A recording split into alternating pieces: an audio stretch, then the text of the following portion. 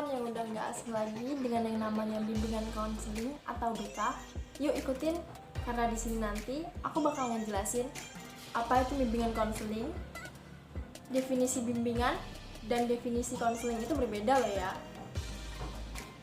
Dan di sini juga aku bakal ngejelasin siapa yang bisa menjadi konselor dan konseling, apa itu tujuan konseling, dan apa indikator keberhasilan konseling.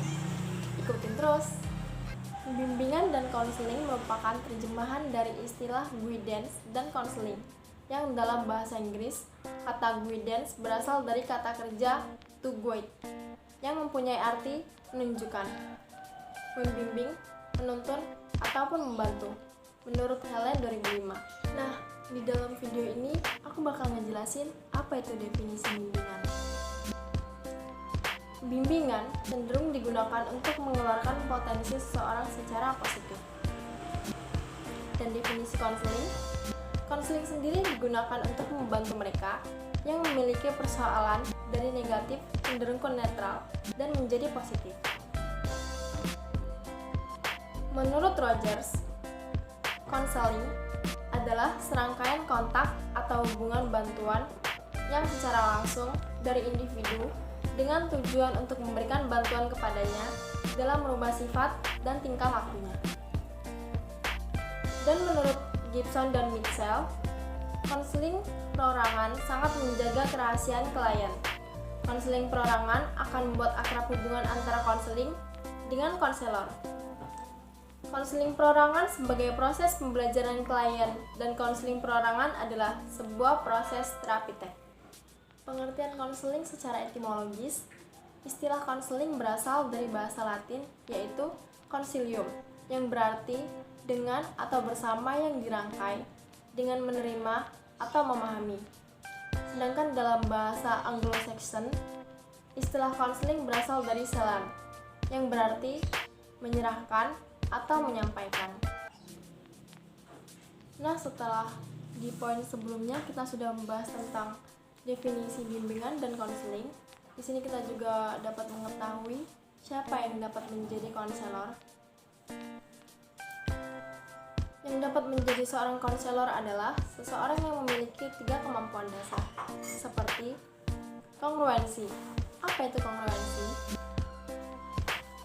Kongruensi merupakan seorang konselor yang efektif mampu membedakan individu yang menunjukkan dirinya secara sesungguhnya, apa yang ingin dikatakan, dan ada keselarasan antara apa yang dirasakan dan dimunculkan dalam ekspresi.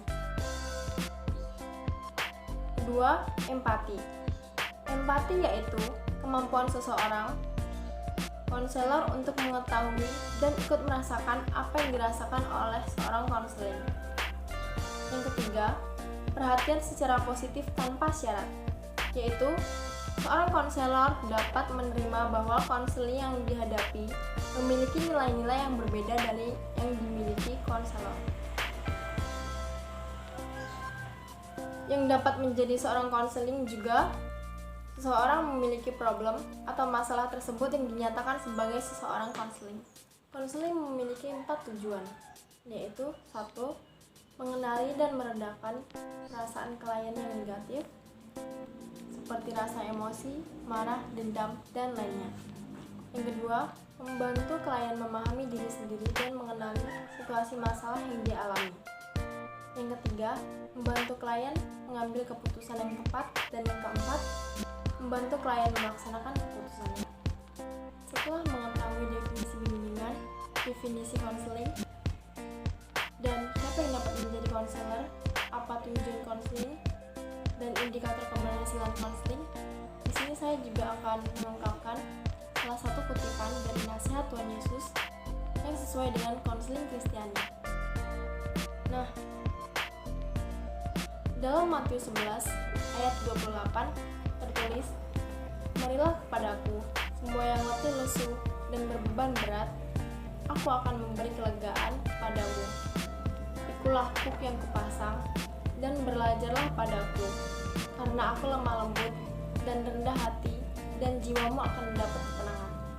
Nah, di video ini jelas sudah pengertian tentang definisi bimbingan dan konseling, bahkan tujuan tentang konseling.